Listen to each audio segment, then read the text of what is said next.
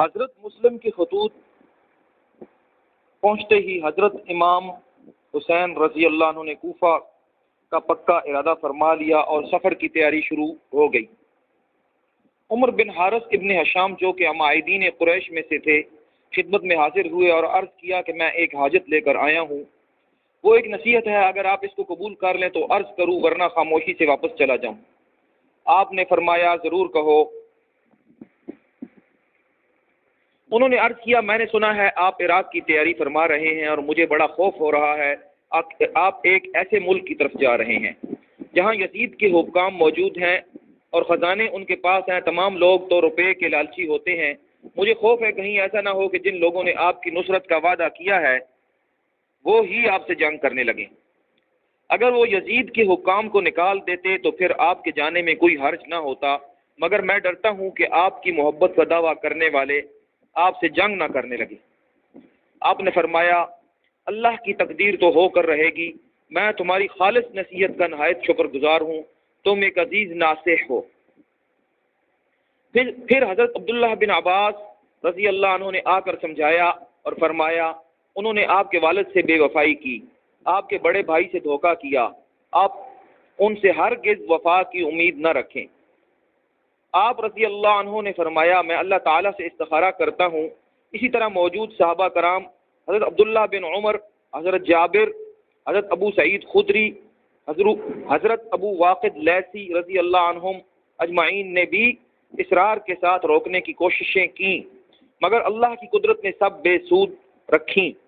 حضرت عبداللہ بن زبیر رضی اللہ عنہ نے بھی سمجھایا، آپ نے فرمایا میں نے والد سے سنا ہے کہ ایک دمبا سے مکہ مکرمہ کی حرمت حلال کی جائے گی، اس لیے وہ دمبا میں بننا گوارا نہیں کرتا، اللہ کی قسم ایک بالشت حرم سے نکل کر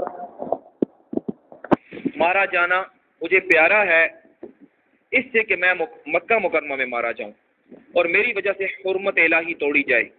دوسرے روز پھر عبداللہ بن عباس رضی اللہ عنہ تشریف لائے، فرمایا اے ابن عم میں صبر کرنا چاہتا ہوں مگر مجھ سے صبر نہیں ہوتا اور اس راہ میں مجھے آپ کی ہلاکت کا خوف ہے۔ اہل عراق غدار ہیں، آپ ان پر بھروسہ نہ کریں اور یہاں آرام سے بیٹھیں، آپ تمام اہل حجاز کے سردار ہیں، اگر آپ سفر پر راضی ہو ہی گئے ہیں وہاں بہت قلعے اور پناہ گاہیں ہیں اور وہ دور بھی ہیں، آپ کے والد کے مخلصین بھی وہاں ہیں، وہاں بہت سکون ہوگا۔ حضرت امام نے یہ سن کر فرمایا اے چچا کے بیٹے میں جانتا ہوں آپ بہت ناصح اور مہربان ہیں، لیکن اب میں نے اس کا پختہ ارادہ کر لیا ہے۔ انہوں نے پھر فرمایا اگر آپ نے ارادہ کر ہی لیا ہے تو اپنی مستورات اور اپنی صاحبزادیوں کو ساتھ نہ لے جائیں۔ فرمایا میں انہیں اپنے سے الگ نہیں چھوڑ سکتا۔ پھر انہوں نے فرمایا اللہ کی قسم اگر میں جانتا کہ آپ کی چوٹی پکڑوں، آپ کے اور میرے گرد لوگ جمع ہو جائیں اور آپ جانے سے رک جائیں تو میں یہ بھی ضرور کرتا۔ پھر مایوس ہو کر واپس چلے گئے۔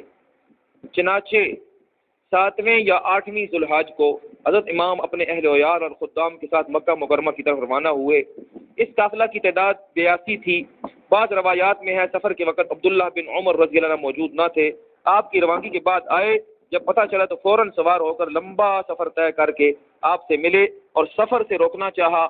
عرض کیا آپ جانتے ہیں کہ آپ اہل بیت سے ہیں، یہ خلافت نہ آپ کے والد کو آرام دے سکی نہ آپ کے بھائی کو، اللہ کی قسم کہ نبوت اور خلافت ایک گھر میں جمع نہیں ہو سکتی۔ یہ سمجھانا بھی بے فائدہ رہا، مجبوراً آپ سے رخصتی کا معانقہ کیا اور فرمایا قتل ہونے والے کو میں اللہ کے سپرد کرتا ہوں، اور روتے ہوئے واپس ہوئے۔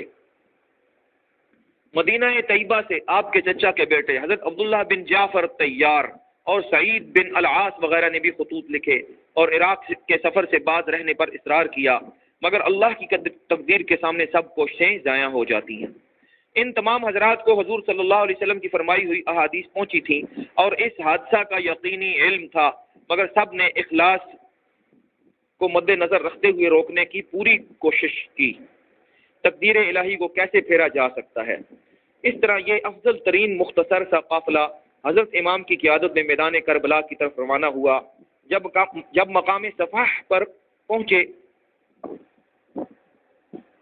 تو فرزوق نامی شاعر ملا، اس نے اتر کر سلام کیا اور دعائے خیر کی۔ آپ رضی اللہ عنہ نے پوچھا اے ابو فراس کہاں سے آتے ہو؟ عرض کیا کوفہ سے آ رہا ہوں۔ فرمایا وہاں کی کوئی خبر بتاؤ۔ عرض کیا اے فرزند رسول صلی اللہ علیہ وسلم، لوگوں کے دل آپ کے ساتھ اور تلواریں بنی امیہ کے ساتھ ہیں، اور قضا آسمان سے اترتی ہے، اللہ جو چاہتا ہے وہی کرتا ہے، اور ہمارا رب ہر روز ایک شان پیدا فرماتا ہے۔ آپ رضی اللہ عنہ نے سن کر فرمایا تم نے سچ کہا، اللہ جو چاہتا ہے کرتا ہے، اور ہر روز اس پاک برتر کی نئی شان ہے۔ وہاں سے بڑھ کر آپ مقام حاجر کے قریب ایک جگہ پانی کے پاس پہنچے تھے کہ آپ رضی اللہ عنہ نے وہاں عبداللہ بن سلیع کو ٹھہرے ہوئے پایا۔ انہوں نے آ کر ملاقات کی اور تشریف لانے کا سبب پوچھا۔ حضرت امام رضی اللہ عنہ نے فرمایا کہ کوفہ کا ارادہ ہے۔ انہوں نے عرض کیا میں نے پہلے آپ رضی اللہ عنہ کو گزارش نہیں کی کہ باز رہیں، اسلام کی حرمت کے لیے اللہ تعالیٰ کو یاد فرمائیں۔ اللہ کی قسم آپ کو دیتا ہوں، قریش کی حرمت اور تمام عرب کی حرمت کے لیے اگر آپ نے بنی امیہ سے ملک لینے کا ارادہ فرمایا ہے تو وہ ضرور آپ سے لڑیں گے، اور اگر آپ سید ہو گئے تو اس کے بعد وہ کسی سے نہ ڈریں گے۔ آپ کی حرمت اسلام کی حرمت ہے، اور قریش کی حرمت تمام عرب کی حرمت ہے۔ حضرت امام مقصد پر ڈٹے رہے اور آگے روانہ ہوئے۔ جب طالبیہ پر پہنچے تو حضرت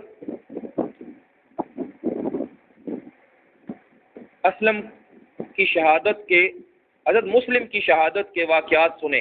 یہ معلوم ہوا کہ مشورہ واپسی کا ہوا۔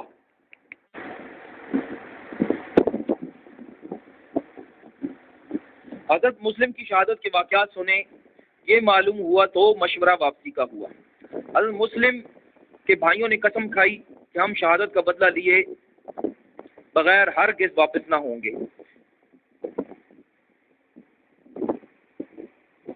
یا جو انہوں نے چکھا وہی ہم چکھیں گے۔ حضرت امام نے فرمایا تمہارے بعد مجھے اپنی زندگی میں کوئی خیر نظر نہیں آتی۔ پھر آگے روانگی ہوئی۔ راستے کے قبائل میں سے بہت سے لوگ آپ کے ساتھ ہو گئے۔ مقام زہالہ پر پہنچ کر اطلاع ملی کہ ابن زیاد کے آدمیوں نے آپ کے رضاعی بھائی عبداللہ بن یقطر کو قادسیہ سے پکڑ کر ابن زیاد کے سامنے پہنچا دیا، اور اس بدبخت نے انہیں شہید کر دیا ہے۔ یہ حضرت امام کا پیغام حضرت مسلم کو پہنچانے کے لیے روانہ کیے گئے تھے۔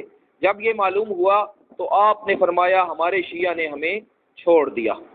پھر ساتھیوں میں خطبہ ارشاد فرمایا اے لوگو، جو تم میں سے جانا چاہے ہماری طرف سے اجازت ہے، کوئی ملامت نہیں۔ اس طرح تمام لوگ منتشر ہو گئے۔ حضرت امام اپنے اصلی قافلہ کے ہمراہ کوفہ روانہ ہوئے۔ آگے بڑھے تو عرب کے شیوخ میں سے ایک بوڑھے سے ملاقات ہوئی۔ انہوں نے عرض کیا کہ میں اللہ کی قسم دیتا ہوں آپ واپس تشریف لے جائیں۔ اللہ کی قسم آپ کے سامنے نیزوں اور تلواروں کی دھاروں کے سوا کچھ بھی نہیں، اور بہت سمجھایا۔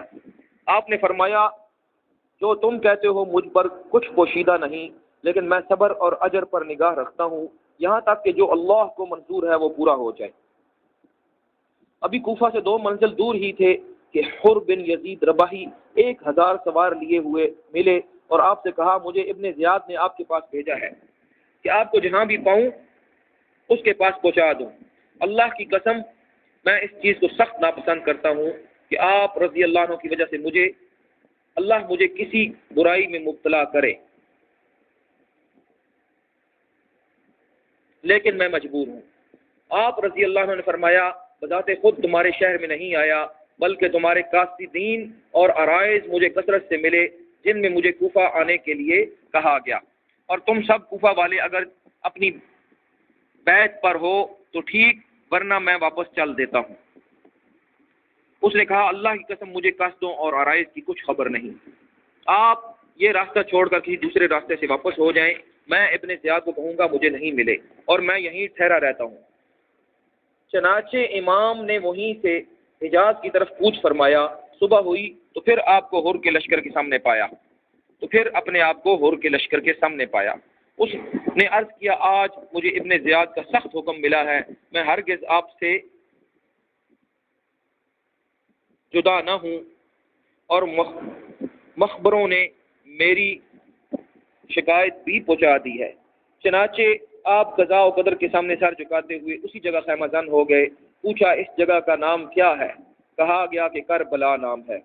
فرمایا یہ کرب اور بلا کی جگہ ہے، یہ جگہ ہماری سواریوں کے بیٹھنے اور سامان اتارنے کی جگہ ہے، یہ ہمارے مردوں کے قتل ہونے کی جگہ ہے۔ یہ سن 61 ہجری 2 محرم الحرام کا دن تھا۔ حر بن یزید نے امام کے اترنے کی اطلاع ابن زیاد کو دی۔ اس نے ایک خط حضرت امام کو لکھا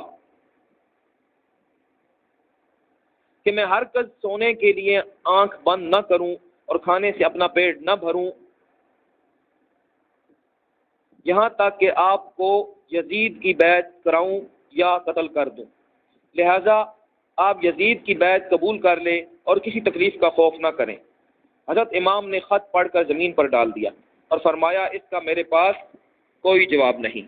اس بدبخت کو جب خبر ملی سخت غصہ میں ہوا اور عمر بن سعد مقام رے کے حاکم کو بلایا اور کہا کہ جاؤ اور امام حسین سے جنگ کرو۔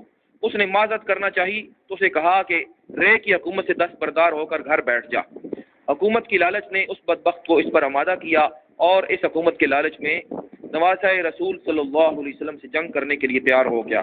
اس نے حضرت امام کے خیمہ کے سامنے دریائے فرات کے کنارے پر قیام کیا اور فرات کو اپنے پیچھے کیا تاکہ امام حسین رضی اللہ عنہ پر پانی بند کر دے۔